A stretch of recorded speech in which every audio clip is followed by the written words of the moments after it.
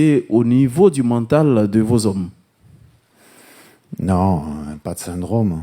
Un esprit de revanche, oui, forcément. On n'aime pas concéder des défaites, et surtout quand elles s'enchaînent et dans des contextes qui sont importants, puisqu'on parlait de la CAN et des éliminatoires aussi, ce sont des matchs qui sont toujours très importants. Maintenant, oui, un esprit de revanche, je pense, qui nous anime, et surtout le désir d'affronter un adversaire et de battre un adversaire, puisqu'on est engagé dans une course-poursuite pour la qualification, et que chaque match compte, donc quel que soit l'adversaire, on a l'ambition de le battre. Est-ce qu'aujourd'hui, on peut dire que l'équipe est ferme, prête pour aller à l'assaut de la RDC? Et puis, vous nous faites le point sur le plan médical, surtout concernant Seydou. Merci. Oui, je pense que l'équipe est prête. On a notre destin entre nos mains, on continue à l'avoir entre nos mains, c'est le plus important. Maintenant, on n'est pas qualifié, c'est ce que j'ai dit après les 2 matchs contre l'Éthiopie. Il nous reste le travail à finir. Il ne faudrait pas tomber dans une forme de douce euphorie, surtout que l'adversaire qu'on va affronter samedi est d'une dimension, sans faire offense à l'Éthiopie, mais c'est d'une dimension supérieure. Donc ça veut dire qu'il faudra qu'on élève encore notre niveau de jeu, et pour espérer une performance contre eux. Au niveau de l'infirmerie, Seydou s'est entraîné cette semaine avec un programme un petit peu aménagé. C'est vrai qu'il fallait le ménager. On va faire le point, mais pour l'instant, tout va bien. Pour vous, est-ce que le match de demain sera déterminant ou sera le match le plus important pour vous dans ces éliminatoires? J'ai pas la réponse. Ça dépend de la Tanzanie.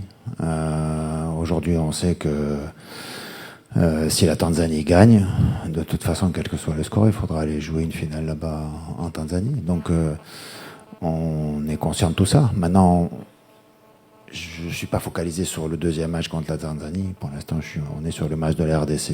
Et c'est d'essayer, comme je l'ai dit tout à l'heure, de poser des problèmes à cette équipe et de prendre les 3 points pour continuer notre marche en avant. On verra bien après ce qui se passe.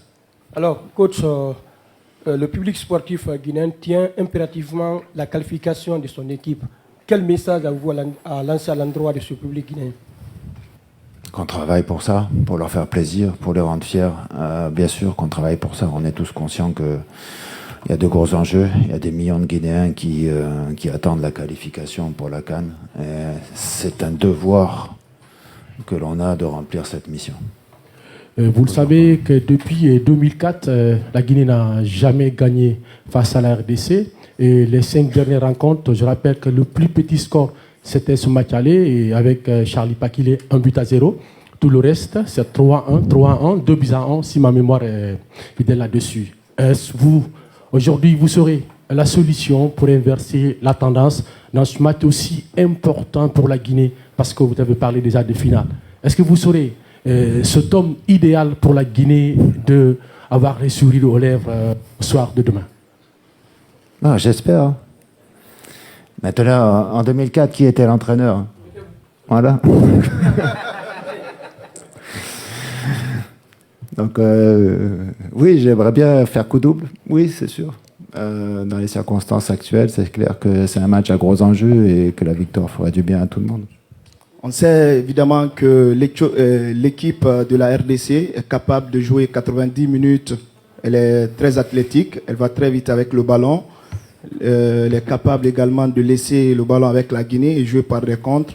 Est-ce que vous avez déjà trouvé un plan pour fermer toutes les issues? En tout cas, je ne vais pas vous le dévoiler. Hein. On ne va pas parler de ça. Après, oui, je connais très bien cet adversaire. Je l'ai croisé il n'y a pas si longtemps avec le Bénin aussi. Donc, et puis, tout le monde connaît la RDC. Hein. Donc, on connaît les joueurs, on connaît le très beau travail qu'a fait Sébastien Desabre aussi depuis qu'il a pris sa fonction. Et il a mené cette équipe, il a fait franchir des paliers. Donc, d'abord, félicitations à lui et à son groupe. Voilà, on sait que la marche est élevée. Maintenant, la réponse, on l'aura demain. Mais on a les armes aussi à faire valoir. On a une équipe justement qui est capable de rivaliser avec la RDC. Donc voilà, après, comme je l'ai dit, ça se jouera aussi au mental sur ce match-là.